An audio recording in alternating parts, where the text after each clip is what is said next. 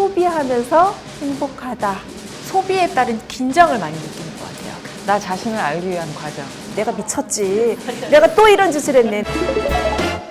돈으로 행복해지기 위한 돈 인문학 토크쇼 돈은 머니. 정은영입니다. 진형의 변호사입니다. 조은영이라고 합니다. 반갑습니다. 저는 박원주라고 합니다. 5번째 이제 마지막 소비 시간인데요. 결국 우리가 살아가는 목적은 뭘 하든지 간에 저는 행복해지기 위해서라고 생각하거든요. 그래서 소비하면서 행복하다. 어떠세요? 좋네요. 소비하면서 행복하세요? 그 순간은 행복하죠. 매우. 눈에서 즐거웠던 것들을 바로 내가 갖게 되면 순간 되게 행복하죠.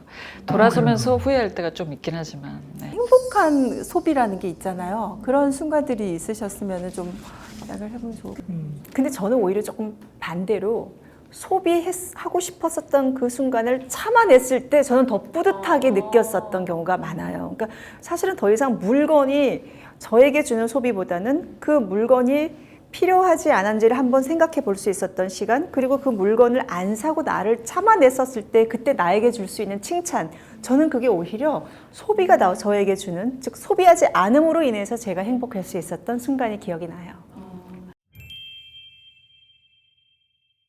저는 물건에 대한 소비보다는요, 공간에 대한 소비를 했을 때 행복감이 좀 커지는 것 같아요. 뭐 여행도 그럴 수 있고요. 경험 소비, 경험 소비인데 요즘은 나 혼자만이 즐길 수 있는 공간이 왜, 저는 카페에서 일하는 걸 되게 좋아라 하는 사람이거든요. 많이 없어지세요. 그래가지고 제가 잘 사라져요. 네, 그래서 사무실에서 일을 하는 것보다 그러니까 내가 좋아하는 공간에 가서 내 자리라는 게 있잖아요. 내 자리에서 커피랑, 그게 뭐 소음이라고 하더라도, 그 음악 소리가 시끄럽다 하더라도 그 자체가 저한테는 굉장히 그 순간만은 되게 행복해요. 그래서 거기서 소비하는 거는 아깝다는 생각이 별로 안 드는 것 같아요.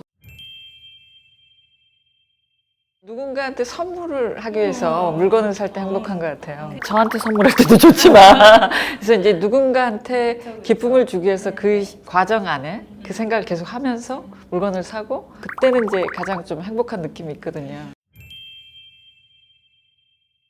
한편 지금 저는 생각해 보니까 사실은 물건이라는 어떤 소비보다는 저는 제가 사실 이제 엄마로서도 또 제가 일을 하는 변호사로서도 바쁜 시간을 보내다 보니까 저에게 여유로운 시간을 선물해 줬을 때 가장 절실한 행복이었고 가장 저에게 필요한 행복이었었던 것 같아요. 그러니까 즉 저에게는 시간에 대한 소비, 이 개념이 새로운 소비의 개념이라고 할 수 있겠죠. 물건을 소유해서 행복하다 이런 게 보다는 경험이나 또는 뭐 공간에 대한 만족감이나 그다음에 나에 대한 어떤 시간, 거기에 대한 소비, 그다음에 누군가의 어떤 행복감을 찾아주기 위한 소비, 뭐 이런 거에 저희가 좀 행복감을 더 느끼는 거군요.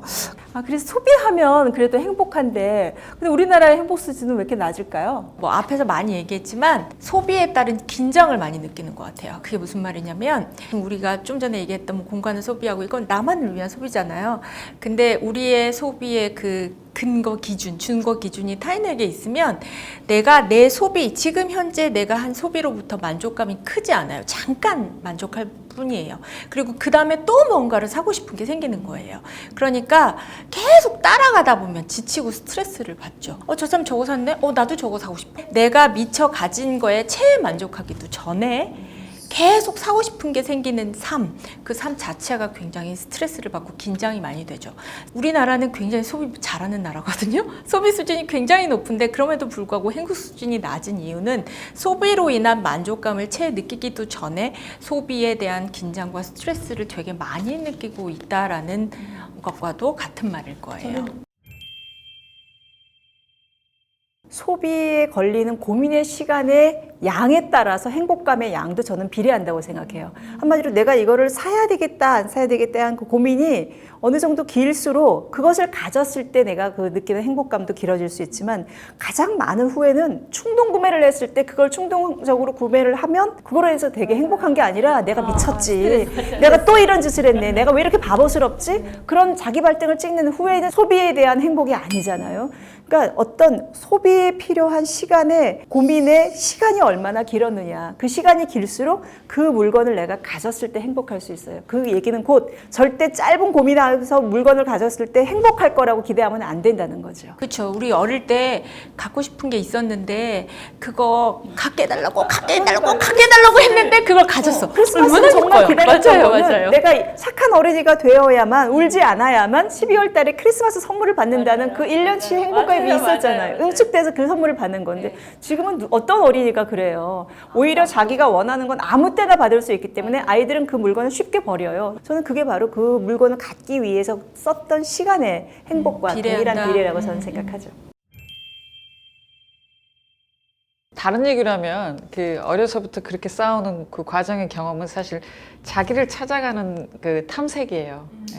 그러니까 소비가 나 자신을 알기 위한 과정. 그래서 내가 이걸 샀을 때 만족스러웠나, 또 이걸 샀을 때 내가 후회했나, 좌절했나, 뭐 또는 나의 충동적인 욕구에 대해서 내 스스로 보게 됐나. 그러니까 결과적으로 소비라는 패턴으로 나타나지만 내가 살면서 어떤 행동을 한 것에 대해서 스스로 돌아볼 수 있는 것이 사실 소비이기도 하거든요.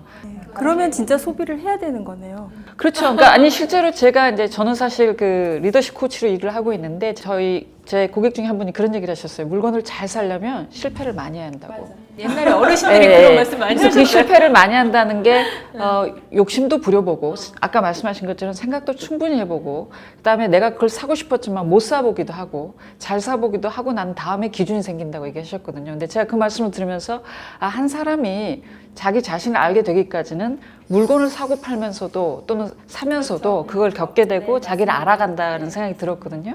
소비가 어떻게 보면 성장의 과정이기도 한 거네요. 사실 우리는 먹고 살아야 되고 이런 경제 활동을 해야 되는 상태에서 소비는 되게 중요한 활동 중에 하나예요. 맞아. 일상의 가장 중요한 활동이죠. 근데 그것을 통해서 스스로가 알고 성장할 수 있으면 대단한 경험인 거죠. 근데 사실은 그런 성장을 하려면 내가 이 소비가 실패한 소비인지 아니면 나에게 정말 행복감을 주는 성공한 소비인지를 곰곰이 따져볼 수 있을 정도의 피드백은 있어야 되는데 사실은 요새 대부분의 경우는 그냥 사서 갖는 그 순간 그 물건의 존재감은 나에게 더 이상 없어져 버릴 때가 많아요. 즉 그 얘기는 이 소비가 나에게 필요했는지 아니었는지를 잘 따져볼 만한 시간이 점점 없어지고 그냥 심지어는 그냥 소비를 위한 소비 그렇기 때문에 저는 물건도 사서 실패도 해보고 성공도 해봐야 된다는 것엔 동감하지만 과연 그 정도의 우리가 그 이후에 심사숙고할 수 있는 시간을 가질 수 있을까라는 그 점 때문에라도 저는 일단 물건에 대한 욕구를 얼마만큼 좀 오래 고민하는 사전의 고민이 필요한 것 같아요. 사후적 피드백보다. 그래서 소비라는 것이 사실은 내가 어떻게 앞으로 살아가겠다라고 하는 그런 결심이기도 해요. 소비 행위를 보면 난 어떤 식으로 살고 싶어, 어떤 의식을 갖고 살고 싶어 이런 것들에 대한 생각인 것 같거든요. 그래서 이제 그런 것들을 해가면서 자아를 알아가면서 행복감을 가지는 거군요. 예, 오늘 좀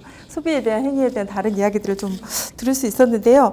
소비하면서 나를 위한, 나만을 위한 행복한 소비의 방법 이런 것들을 저희들이 꼭 하나씩 생각해 봐야 되는 지금 중요한 어떤 이야기를 해주신 것 같아요. 나만을 위한 소비가 되게 중요한 것 같아요. 소비의 기준이 타인에게 있는 것보다는 나의 행복을 위한 소비면 그 일상의 활동들이 되게 즐거울 수 있잖아요. 그런데 사람마다 가치관이 다 틀리고 사람마다 중요하다고 생각하는 게 다 틀리기 때문에 요즘에 가치 소비 이런 얘기 되게 많이 하잖아요. 그 가치 소비는 사람마다 다 틀릴 거라고 생각해요. 내가 만약에 블루보틀에서 커피 마시는 게 되게 가치 있다고 생각하면 그게 가치 소비인 거고요. 또 어떤 사람은 나는 꼭 1년에 한 번씩 뭐 해외여행을 가야 된다. 그런데 돈 쓰는 건 안 아깝다. 그건 그 사람의 가치 소비인 거고요. 어떻게 보면 가치 소비라는 거는 내가 살아가고자 하는 방향과 맞게 소비하는 거. 근데 그 소비에서 굉장히 중요한 것은 그게 타인의 우우우 이끌려가는 게 아니라 그냥 내가 중요하다고 생각하는 거에 내가 돈을 쓰는 거. 그런 정신들은 좀 중요해져 가고 있고요. 그럴 필요가 있는 것 같아요. 네. 나에게 맞는 소비, 내가 행복할 수 있는 그 소비의 방법 이런 것들 찾아가는 길 이런 것들에 대해서 이야기를 또 재밌게 나눠봤다고 생각이 드네요. 자, 오늘 마지막 멘트는요. 우리 진형애 변호사님께서 해주시겠습니다. 저는 현명한 소비가 곧 행복한 소비라고 생각해요. 모두 다 행복한 소비자 되세요. 자, 돈으로 행복해지기 위한 돈 인문학 토크쇼 돈은 머니!